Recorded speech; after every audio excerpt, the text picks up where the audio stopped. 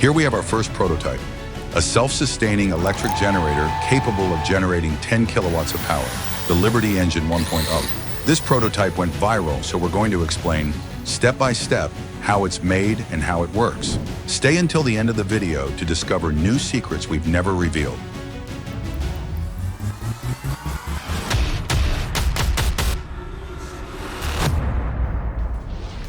To make this generator, we need a car alternator like this one.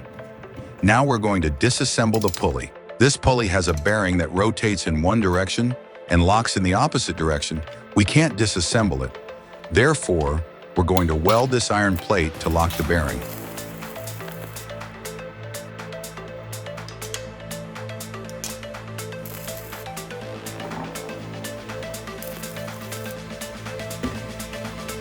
Now we can unscrew the pulley without the bearing rotating.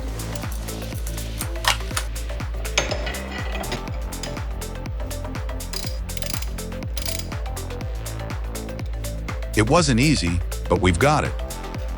We continue disassembling the alternator. This alternator is 12 volts and 100 amps. We've removed the back cover, and now we're going to remove the brush collector from the rotor.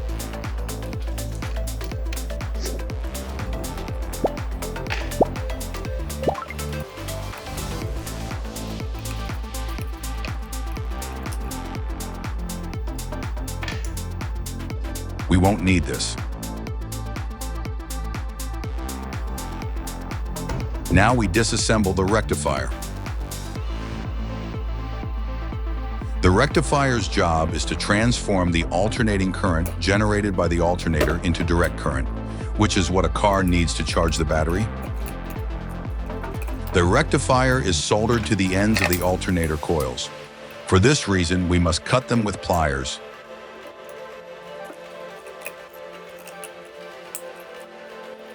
Here you can see the ends of the 3 coils. This one, and this one. We continue disassembling the casing.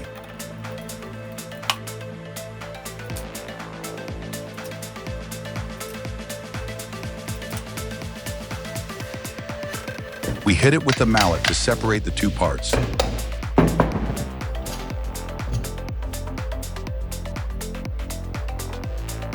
We continue hitting it to extract the stator winding.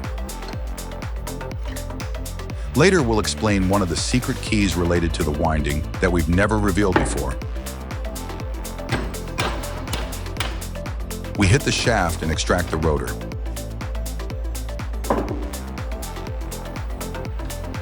Now we cut these fang-shaped pieces with the angle grinder.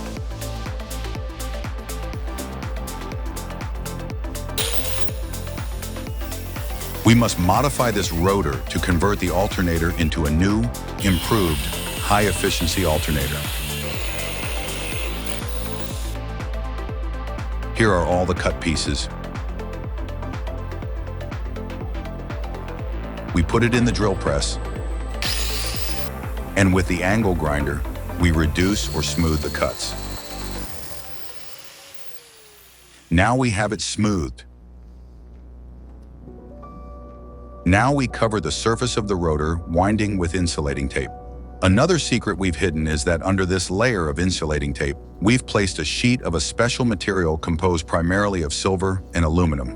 We have a video about this material. It's called our gallium alpha. Now we're going to glue some neodymium magnets.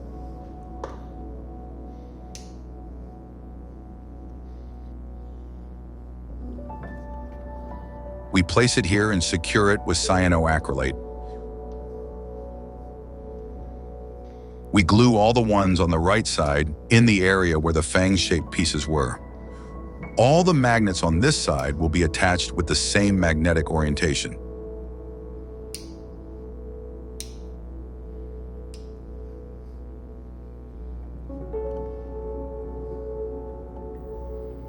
Now we glue a second magnet next to each of the ones we've already attached. This process is quite complicated because both magnets repel each other. That's why, once glued, we secure them with a bit of insulating tape. We continue gluing the rest of the magnets.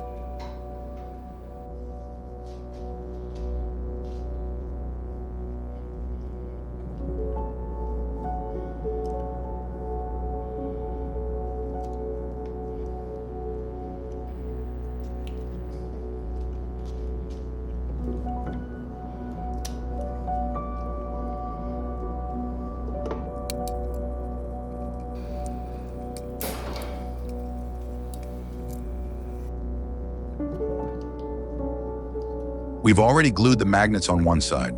Now we'll wait for the adhesive to dry.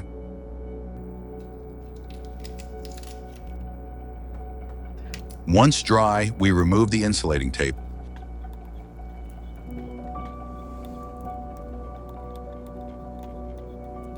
This is how the magnets are positioned. To attach the magnets on the other side, we'll use another technique. First, we'll glue both magnets with cyanoacrylate and let them dry. This way, we can insert them as a single solid magnet. We'll join 6 pairs of magnets together. And now we begin gluing them on the opposite sides. These magnets are magnetically oriented with the opposite polarity to the ones we glued previously. If the previous row of magnets had a south polarity, these will have a north polarity.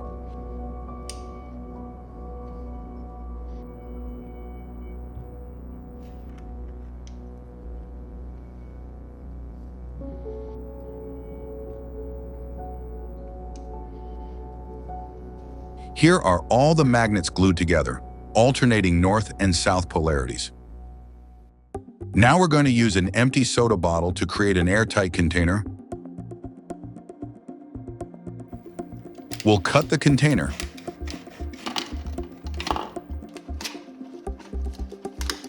We'll cut a cylinder the width of the rotor.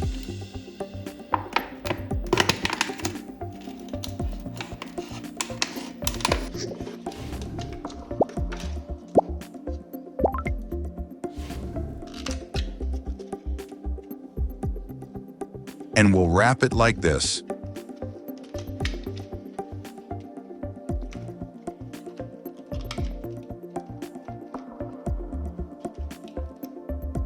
Now we'll secure it with insulating tape. Since the bottle wasn't wide enough, we needed another plastic cylinder. By joining them together, we'll create a container around the magnets.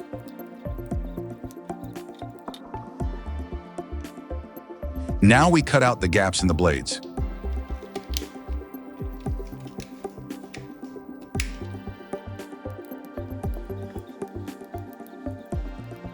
Here we have them all cut out. And now we fill those gaps with hot glue.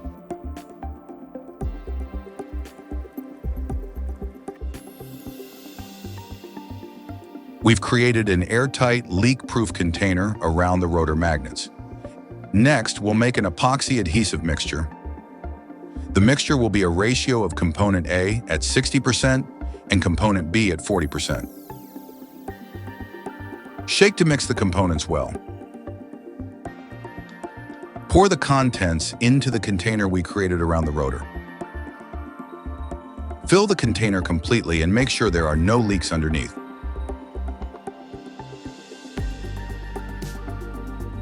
Let it dry for 24 hours. Now we can remove the container. No need to be too careful.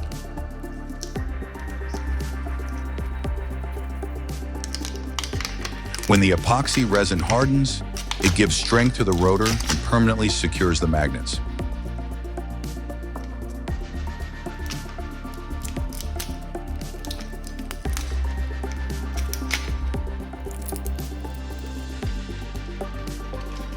Using the angle grinder, we ground the surface to a precise size so the rotor would fit inside the stator.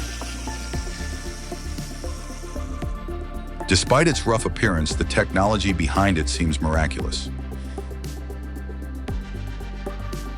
Let's talk about the winding. Many have asked why a 12-volt alternator generates 220 volts, and that's because we've replaced the coil with one that generates 220 volts. That's all there is to it. Good. We continue by soldering a wire to each of the coil terminals. To do this, we use a soldering iron and solder. We insert a heat shrink tube into each of the wires to electrically insulate the connection.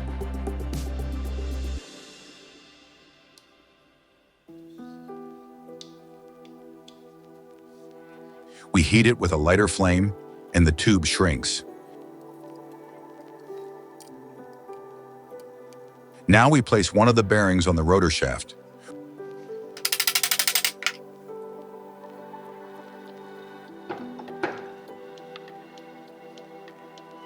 We've cleaned all the grease off the parts. We assemble the new 220-volt coil inside the housing.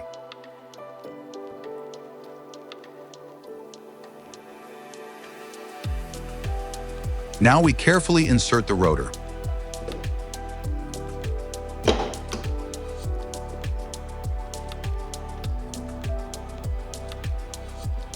We replace the other cover and close it.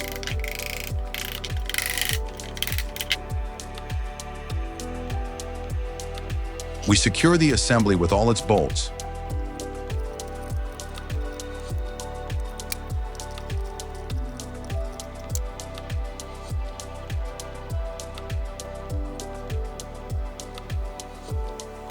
Now we're going to attach an electrical terminal block. To do this, we'll use 2 nylon cable ties.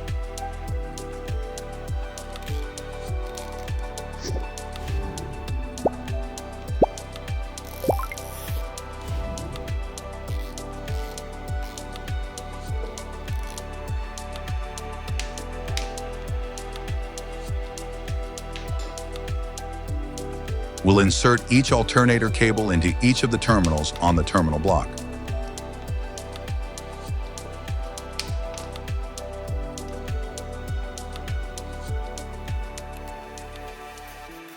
We secure the cables with a few more cable ties. Now we'll install this pulley with a Type 1108 quick-release conical bushing. When these bolts are tightened, the conical bushing is inserted into the pulley, narrowing the hole. This way, the pulley is secured to the shaft. Now we'll make a part to attach the single-phase motor. We'll use this angle iron and mark the area where we'll cut the part.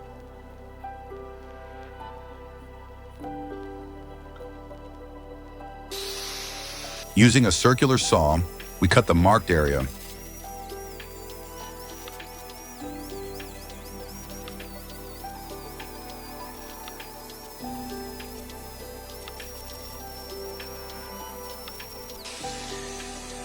The part fits perfectly onto the motor flange. Now we mark the fixing holes and mark the center of each hole.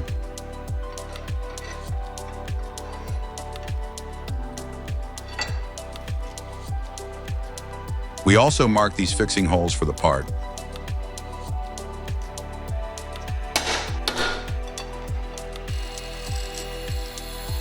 We drill all the holes.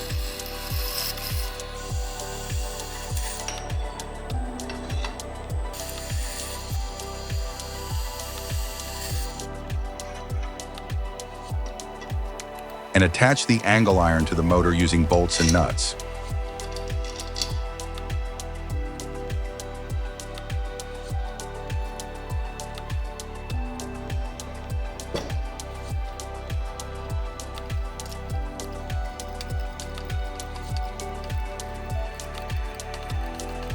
This is how it looks. Now we'll place this other pulley on the engine shaft. This pulley has the same number of teeth as the alternator pulley. We position it and secure it with the bolts.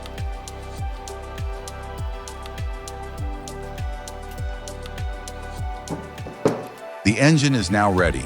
Now we'll make another mounting bracket for the alternator. We'll use another piece of angle iron like the one before.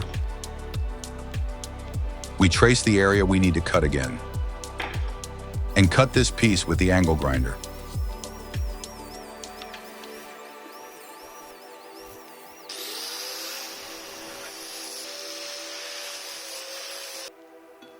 We mark the holes,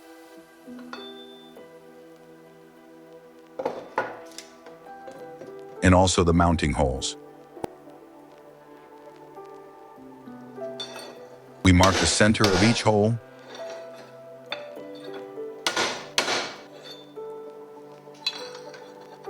and drill each one.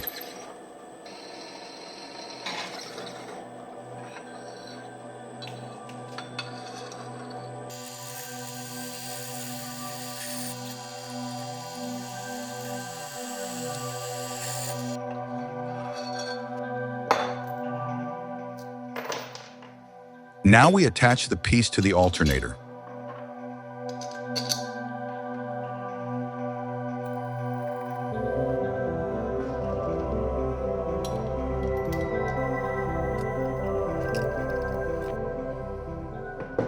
This wooden board will serve as a base for securing all the components. Many people often accuse us of hiding batteries in this wooden base, but it's impossible for simple batteries to generate as much voltage as you'll see later. Even so, for the more skeptical, we recorded another video replacing the wooden base with a transparent one. We've marked all the mounting holes on the base. We drilled the holes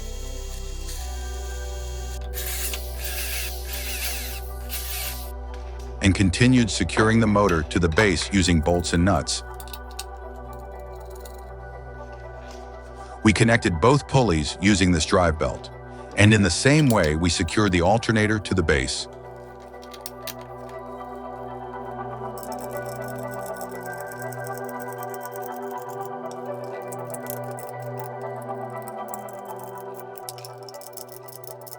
This way, when the motor turns, the alternator also turns.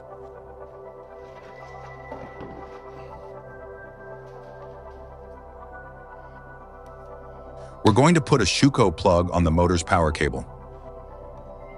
This is a single-phase 220-volt, 2800 RPM motor.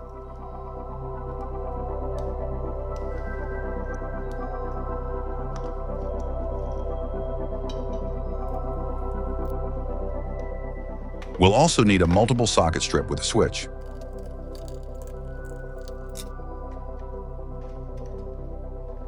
We unsolder the power cable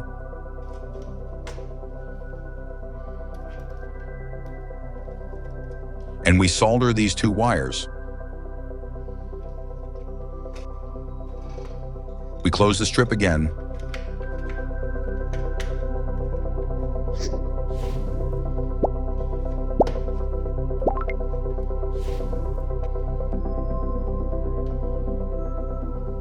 and insert the two wires into two of the three alternator terminals.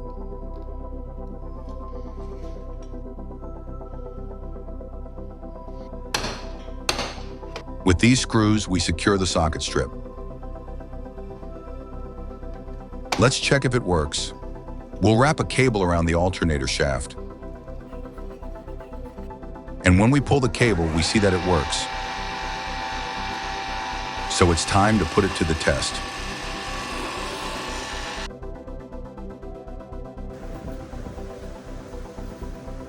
We've come to the field to test our Liberty engine prototype.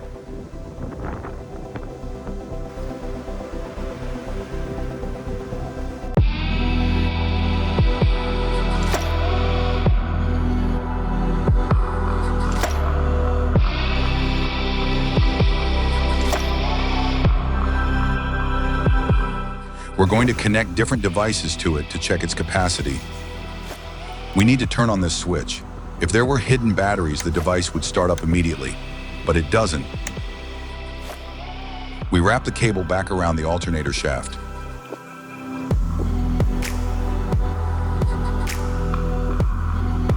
We flip the switch on the power strip connected to the alternator. When we pull the cable, the modified alternator begins to spin, generating 220 volts. That voltage, through the power strip, is injected into the motor. And it also powers anything we plug into the power strip, like this angle grinder. In turn, the motor, as it rotates through the drive belt, rotates the alternator, maintaining the feedback system constant and indefinitely. The Liberty Engine 1.0 emerges as a synthesis of many advances made by T. Henry Moray, Howard Johnson, and Nikola Tesla. Why don't we commercialize this generator? The Invention Secrecy Act keeps 5,784 patents under secrecy. Official data FY 2017. Most come from the energy and propulsion sectors. If a prototype threatens fossil fuel corporations, the usual route is classification and oblivion. We were able to access classified material and replicate the generator, but it doesn't belong to us. When we turn off the switch, the motor loses power and stops. Howard Johnson suffered industrial blockades. T. Henry Moray saw his laboratory destroyed. Bedini's samples disappeared at international customs. The pattern is clear. When something works, it disappears. We won't let this invention be forgotten either. If you enjoyed the video, please like and subscribe or leave a comment. You can also support the channel by becoming a member. Thanks for watching.